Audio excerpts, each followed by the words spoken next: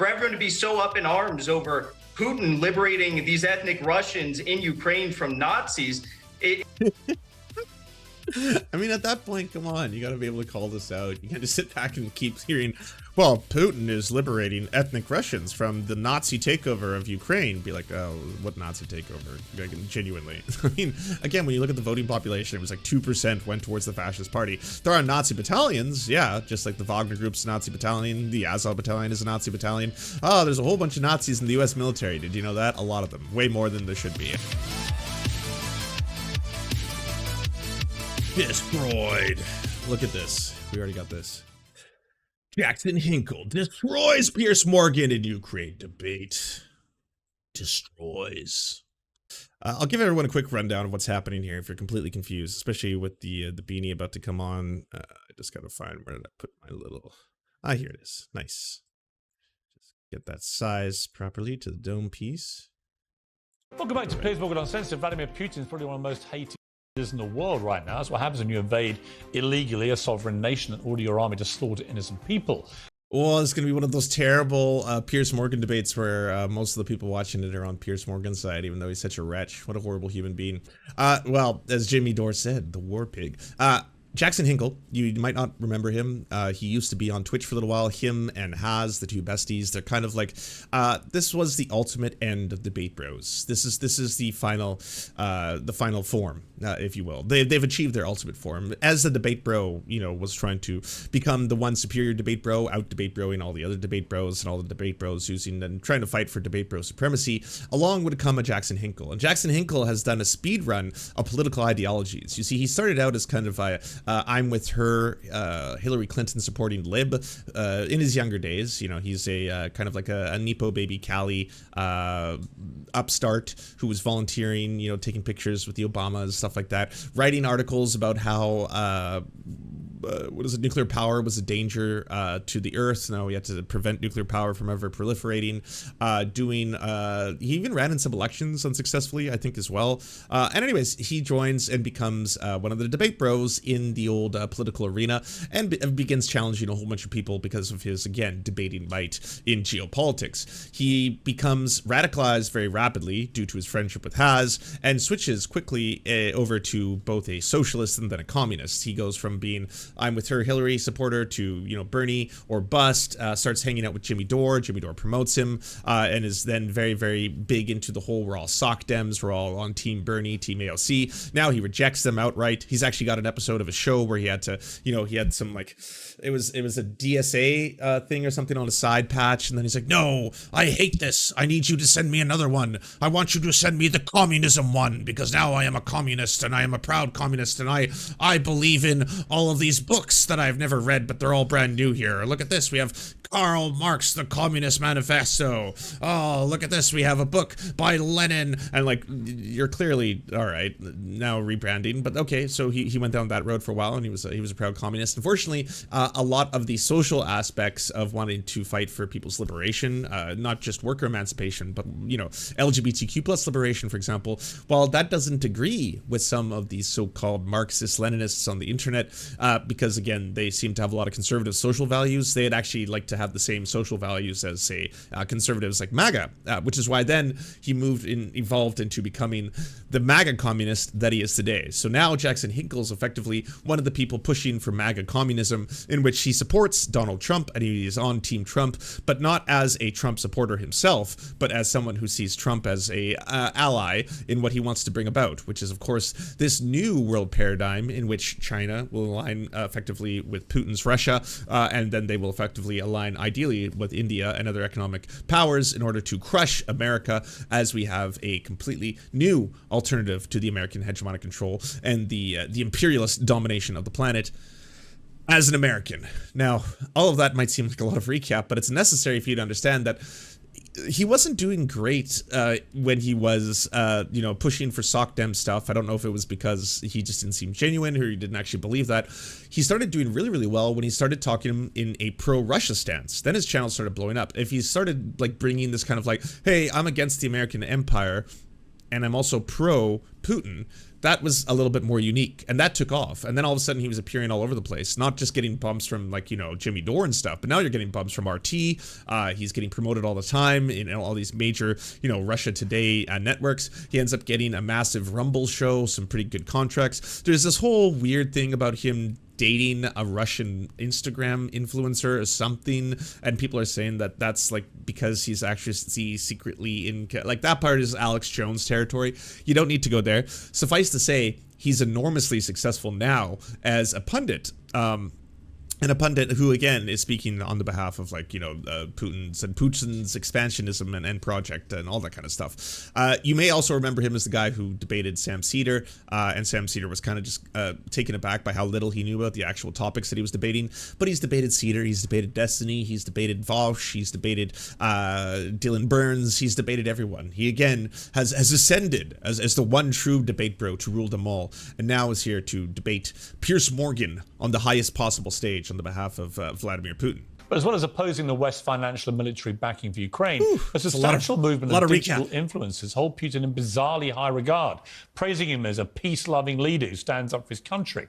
Jackson Hinkle, a conservative commentator and YouTuber with 260,000 subscribers, is a prominent voice in this pro-Putin community. He recently tweeted, "Putin has God on his side in his quest to defeat NATO Satanists." Oh, by the way, he's gone completely anti-trans, super transphobic, super anti-LGBTQ, making all these weird-ass transphobic anti-LGBTQ statements all over the place. His parents have also successfully ratioed him into the sun on Twitter, and if you remind him about it, he'll block you. He doesn't like that. He made some tweet about, like, lies your parents tell you when you're growing up. America is good. Santa Claus brings you presents. Blah, blah, blah. And when his dad was like, this is not true, son. Like, I'm the one who brought you presents. You know this. We never told you that America was, like, flawless and blah, blah, blah. Like, what the fuck are you talking about? Got ratioed into the sun by that, and yeah, and so it goes. So why is he saying all this? Well, let's ask him. Joining me now is the Putin fan. Putin fan? And the Russian-British God. host of the Trigonometry podcast, Konstantin Kisin. Okay, well, welcome to both of you. Jackson, I don't get it. Vladimir Putin invaded illegally a democratic sovereign country, has wreaked total mayhem. He's killed innocent women, children. He's bombed maternity hospitals.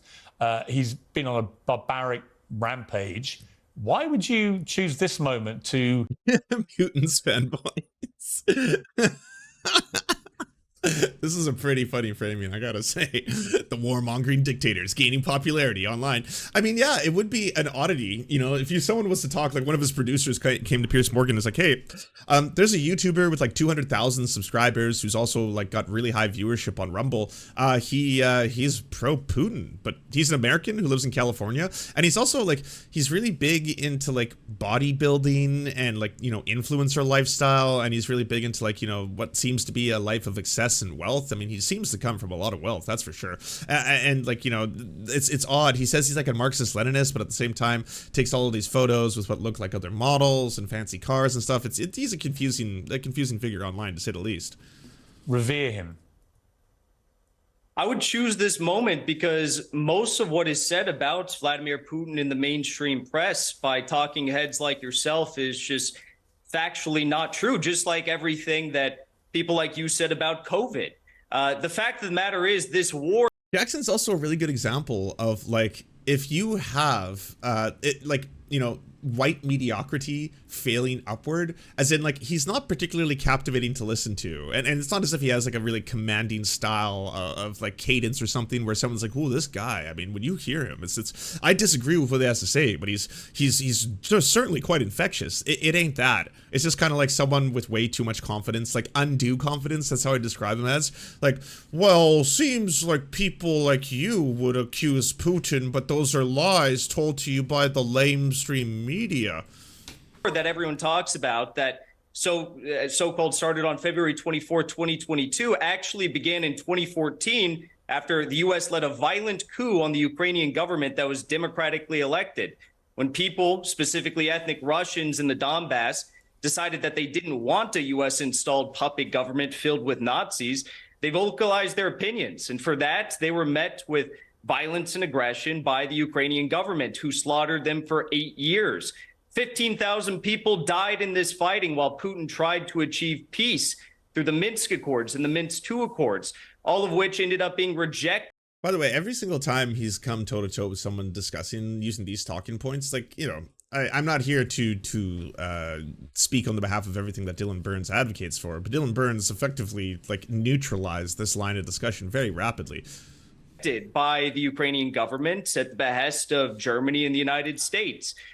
The Ukrainian government continued to push forward despite the fact that Putin wanted peace, and they said that they wanted to join NATO. They said they wanted to have nukes right on Russia's border, and because of that, Putin stepped in and said, hey, look, we're going to stop. By the way, maybe this doesn't count because it's frozen, but he's been frozen in this thumbnail for the last little while. Stepped in and said, hey, look, we're going to stop the bloodshed. We're going to stop the NATO. That's unfortunate. That's unfortunate. Because see, like, that's the kind of thing that I do, but that's kind of like, it's a bit that I'll do because I'm petty and I'm just being silly online. But that kind of sucks that you froze in that frame on live national television. It is what it is, though, right? No escalation. We're going to stop the risk of potentially this unfolding into a full-fledged nuclear war. And we're going to do what needs to be done. We're going to liberate the ethnic Russians in Ukraine. We're going to denatofy Ukraine, and we're going to Right, yeah. So, I mean, we're going to liberate the ethnic Russians in Ukraine. I think that should tell you all you need to know there. Nazify. All right, I've given you a good chance to answer there. I've got to say, a lot of that I thought was a crock of crap. But let me go to Konstantin Kistin. Konstantin, I find this attitude completely mind-blowing. There used to be a time when Americans in particular, particularly conservative Americans, when faced with a choice between a democratic sovereign country and a murderous Russian dictator invading them, they wouldn't even hesitate to support the Ukrainians in this battle. What has happened that's turned people like this guy into Putin lovers who just think he's a man of peace? Well, he did say that... Wait, was that all the time? I'm sure they bring him back on. Oh, man, that's a hit piece if ever there was one. Hey, and I'm here for it because he's such a clown. But, like, that's pretty hilarious. It's like, all right, bring him on for a couple seconds for him to say something completely batshit. All right, we've let it go long enough. All right, now let's talk about why he's totally batshit and why this is so silly. That, like, we got these Putin fanboys online, right? Putin stepped in to end the bloodshed, which I thought is interesting given what's been going on in Ukraine for the last year and a half. But actually, there's a history. I mean, first of all, isolationism is a policy. I'm here for clown-on-clown violence. Hey, it's a bozo festival. Get a ticket. We're here all day. That has had some support in America historically. In fact, 1939, 1940, there were people marching up and down Times Square saying, Hitler hasn't done anything to us, let's have peace with Hitler. So Jackson is following in their footsteps there.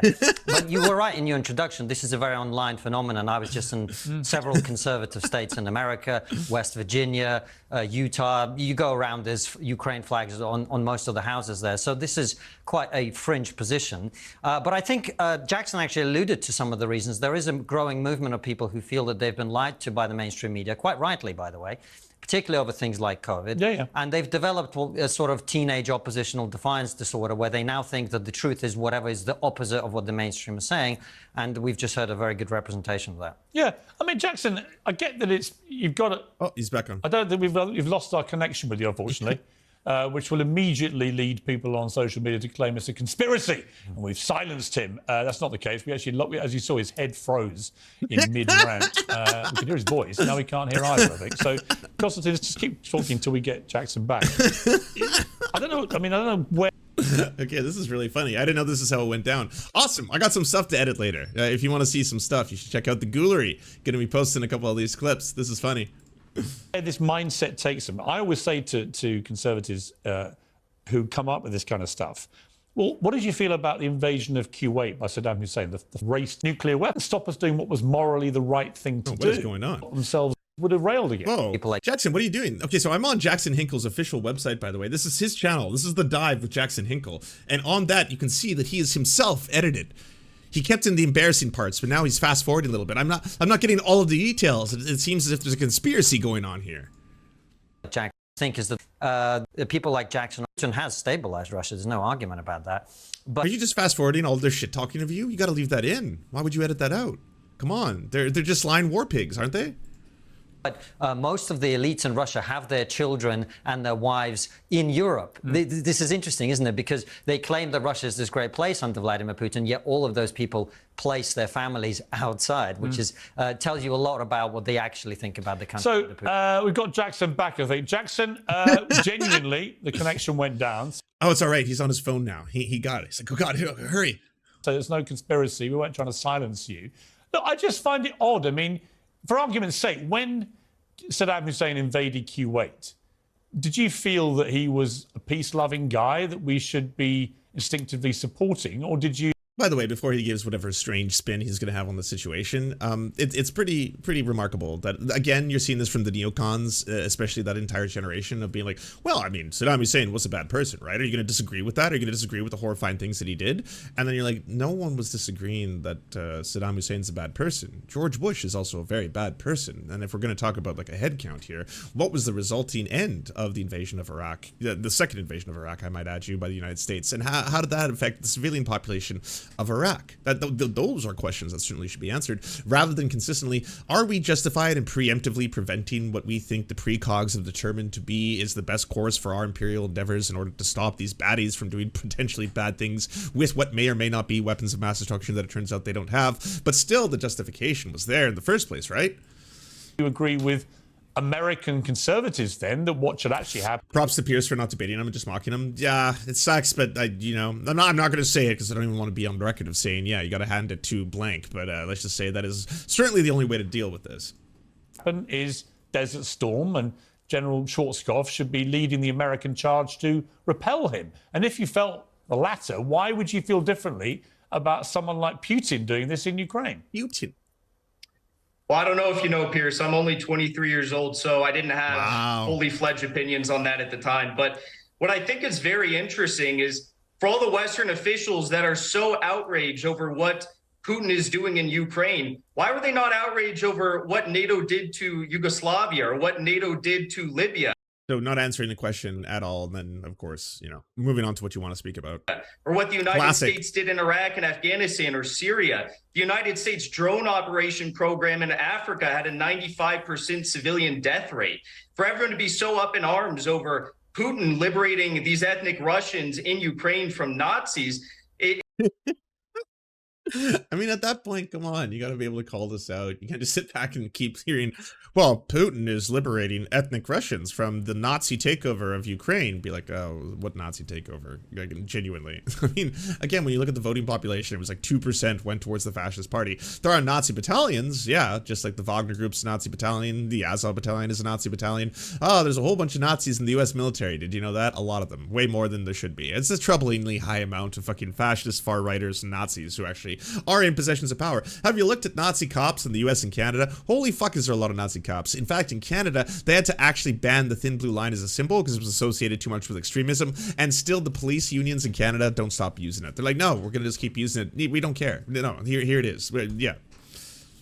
Is just, I have no... Listen, Jackson, the trouble is, some of the stuff you said in your initial response is historically defensible. You can argue from 2014 there's been this issue there. I get that. That's a perfectly reasonable thing to say. But when you say that Putin's only game here is to go and liberate the Ukrainians from Nazis, you just sound completely bonkers. Bonkers. Not to say there aren't some far-right people with Nazi tendencies in Ukraine. There are, as there are in many countries. But the idea this is a Nazi-run country when the president is Jewish, never mind anything else, is oh, that one's so silly. Come on, you can't do that. You have to look at the population. It's much easier just to point at the population, the voting demographics, and see what the fascistic party in the country got. Less than 2%. Boom, there you go. It's not just like, just because there happens to be a leader of a country that's Jewish, that doesn't suddenly absolve the entire country of any potential misgivings, There's some very authoritarian governments in the world that have a lot of Jewish people. Israel, for example, right? That's not an excuse about whether or not they're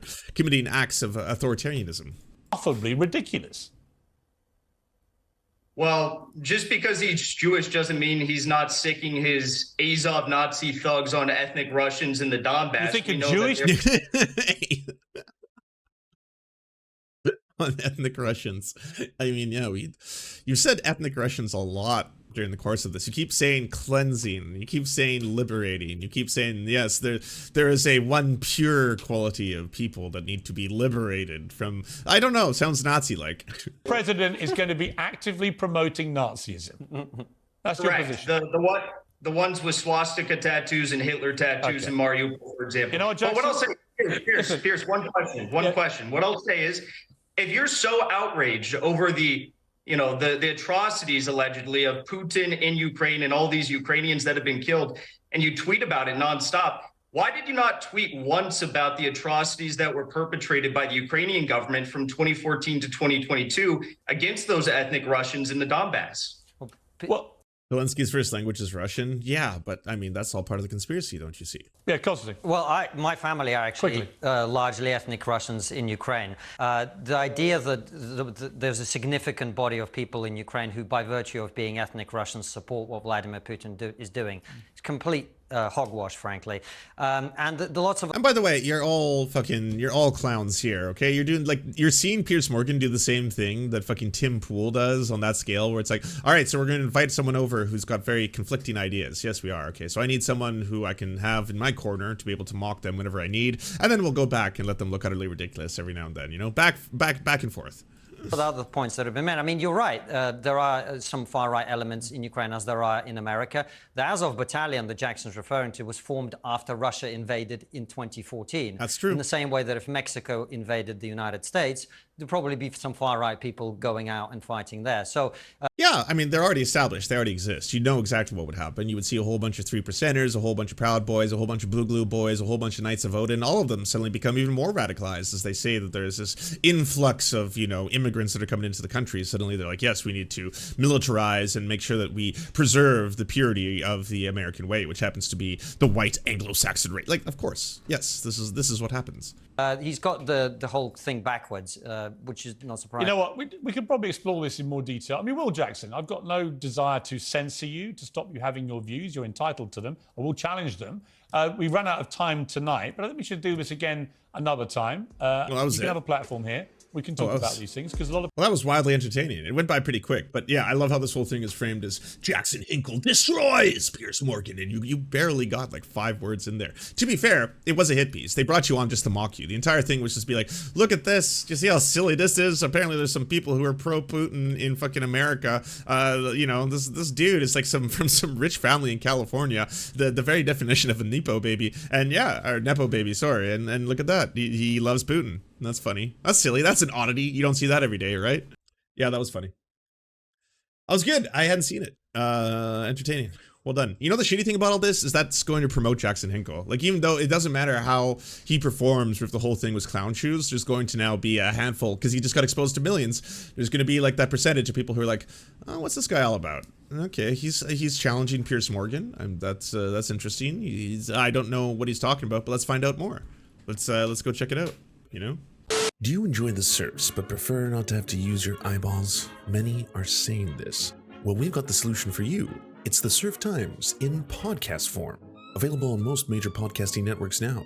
If you enjoy it, please consider leaving a good review and feedback because it really helps the show out, apparently, and it's free, just like the podcast. Thank you kindly to our Lord and Saviors Peyton L. Just and Xander Corvus.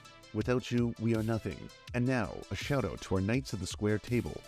Amazing Flesh, Anna Loves Riley, Adrian McCarthy, DM Rivera, Doug Cady, Everything Important, Hegbard Celine, Izzy Solidarity, La Media Panza, Matthew Scarborough, Multimondi, Nettle, Omni, Peanut Butter Blonde, Political Papi, Quiet 185, Rachel K, Riley and Anna, Roller Dragon, Kubi, Cernicus, Spinach Monster, Stellar Vision, Sebastian Dimmel, Thomas, Trevbot EXE, Lucidry, Words Greenwood, Cheryl Alvarez, Tony Perkins, Thomas, O'Pecker, Travis McClinton, and Victoria Bell. Thank you so much. And a huge shout out to all the other people who make this entire show possible. Without you, it would not exist. If you can support us, please go to patreon.com/theserfs, and even $1 can help unlock all of the little goodies and help make this show entirely possible.